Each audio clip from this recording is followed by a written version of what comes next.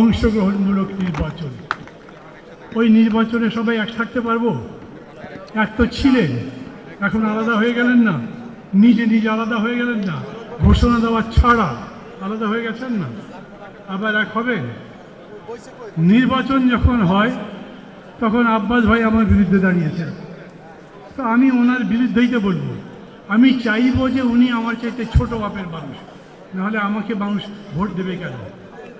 বিএনপির সাথে যারই প্রতিদ্বন্দ্বিতা হোক, যদিও আমি এখন দেখি যে বাংলাদেশে একটা প্রায় প্রতিদ্বন্দ্বিতাবিহীন নির্বাচন হতে যাচ্ছে। টুকটাক সমালোচনা আছে, এটা ওটা নিয়ে কথা আছে, কিন্তু তারপরেও মানুষের কাছে ভোট দেবার মতো বড় নির্ভরযোগ্য বিকল্প বিএনপি ছাড়া আর আমি কিছু দেখি না। আমার একটু আগেই মনে হয়েছে এই কথা বললেই আপনারা হাততালি দেবেন, আমি তো বিএনপি করি না। অতএব আমি যে খুব খুশি মনে এটা বলছি তাও না, কিন্তু বাস্তবটা বাস্তবই।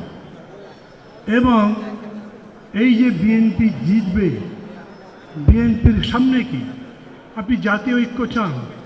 তবে জামাতের সাথে একসাথে হতে পারবেন, আরও যারা আছে তাদের নিয়ে একসাথে হতে পারবেন। জাতীয় ঐক্য আমাদের বোঝা দরকার। এখন যদি এমন হয় এই ভোট করতে গিয়ে ওই যে জামাল হায়দার ভাই বললেন না, ফেন্সের উপরে যারা বসে আছে, বেড়ার উপরে যারা বসে আছে, তারা বেড়ায় এই পারে আসতে চায়, তখন সমগ্র জাতিকে এক হতে হবে।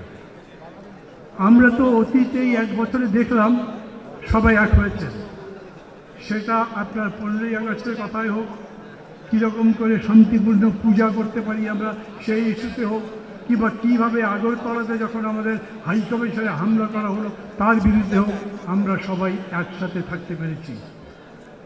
আমি এখনও বিশ্বাস করি ওই রকম করে আমাদের জাতীয় স্বাধীনতা সার্বভৌমত্বের প্রশ্নে যদি কোনো প্রশ্ন আসে তাহলে আমরা এক হতে পারব। পার্থক্য তো থাকবেই। কেউ যদি মনে করেন 5ই আগস্ট আমরা যেরকম ঐক্যবদ্ধ ছিলাম আজও সেরকম ঐক্যবদ্ধ থাকবো, তাহলে আলাদা আলাদা পার্টি আছে কেন? আলাদা পার্টি আছে মানেই আপনার সাথে 1 থেকে 100টা পয়েন্টে আমার দ্বিমত আছে, আপনার সাথে অন্যের সাথে আমার দ্বিমত আছে, কিন্তু সেই দ্বিমতকে আমি একটা গণতান্ত্রিক পদ্ধতিতে নিষ্পন্ন করতে চাই। আমি আপনার সাথে অগণতান্ত্রিক আচরণ করতে চাই না। আমি বাংলাদেশে গুন্ডামি, পান্নামি, জবরদখল, হাইজ্যাক, গুম-খুন এই পদ্ধতিতে যেতে চাই না, সেই ব্যাপারে ঐক্যবদ্ধ হতে চাই। আমি মনে করি